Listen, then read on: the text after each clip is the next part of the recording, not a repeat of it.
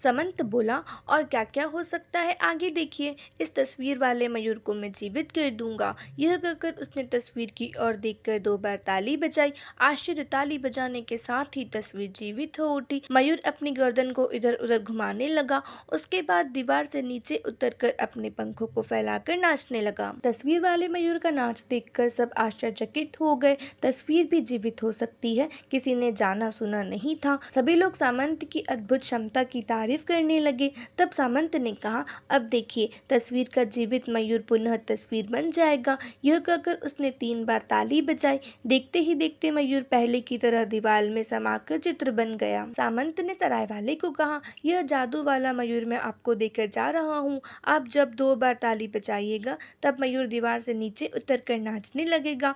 जब 3 ताली बजाइएगा तब मयूर पुनः पहले जैसी तस्वीर बन जाएगा।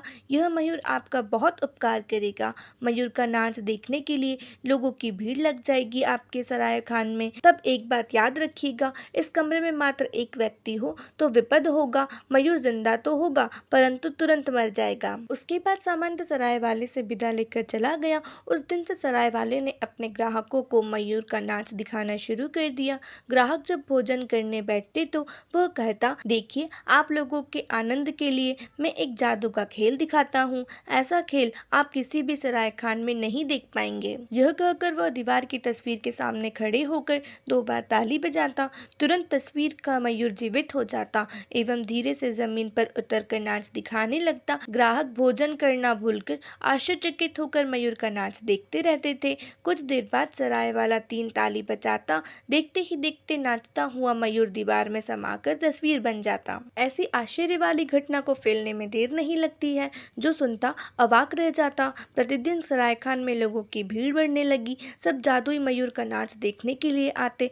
वे लोग जल्दी जल्दी भोजन कर लेते, भोजन का पैसा भी पूरा देते, फिर मयूर का नाच देखने का आग्रह करते। सराय वाला तब अपने ग्राहकों को संतुष्ट करने के लिए मयूर का नाच दिखाता। देखते देखते उस अपेक्षित सराय खान में लोगों का घमघट लगने लगा। सराय वाले का भाग्य जाग उठा। अब वह बहुत अमीर बन गया था। एक दिन रात में एक व्यक्ति सराय खान में आया। वह दूसरे देश का एक धनी व्यापारी था। उसने सराय वाले को कहा, मैंने सुना है कि तुम्हारे इस सराय खान में एक जादू के मयूर का नाच होता है, क्या यह सच है? सराय वाले ने कहा, जी बिल्कुल सच है। व्यापारी बोला, मैं मयूर का नाच देखूंगा, इसके लिए मैं तुम्हें 1 थाली सोने की दूंगा, मोहर दूंगा। सराय वाले ने कहा, आप थोड़ी देर प्रतीक्षा कीजिए और कुछ लोग आ जाए तो एक साथ सबको नाच दिखाऊंगा। व्यापारी बोला, नहीं नहीं, कोई आदमी नहीं रहेगा। जादुई मयूर का नाच मैं अकेले देखना चाहता हूँ। यह लो सोने की मोहर की थाली। 1 थैली सोने की मोहर पाकर सराय वाला बहुत खुश हो गया। कुमार समंत की बात उसे याद नहीं रही।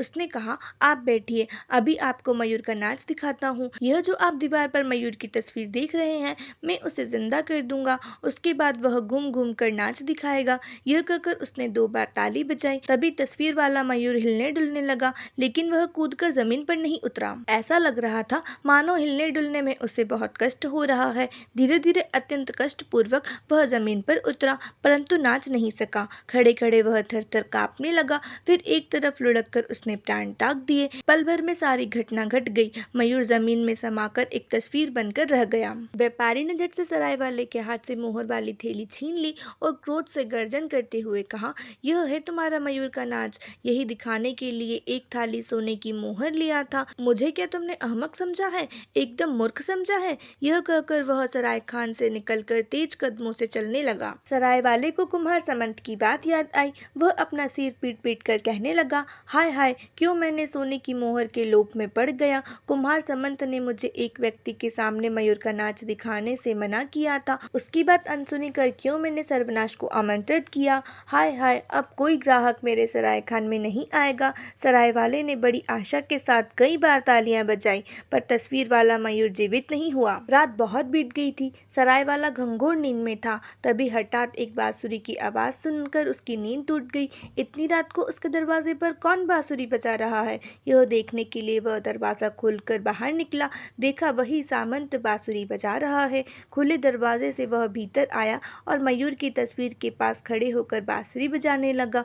कुछ ही देर में वह मयूर जीवित हो उठा। वह सामंत के पीछे पीछे चलते हुए रात्रि के अंधकार में विफल हो गया। उसके बाद उन्हें फिर किसी ने नहीं देखा। आज की स्टोरी बस इतनी। अगर आपने पार्ट 1 नहीं देखा है तो पहले जाके पार्ट 1 देखिए, उसके बाद पार्ट 2 देखिएगा। अगर स्टोरी अच्छी लगे तो चैनल को सब्सक्राइब करिए और वीडियो को लाइक करना बिल्कुल मत भूलिए। मिलते हैं नेक्स्ट स्टोरी में, तब तक के लिए थैंक्स फॉर वॉचिंग।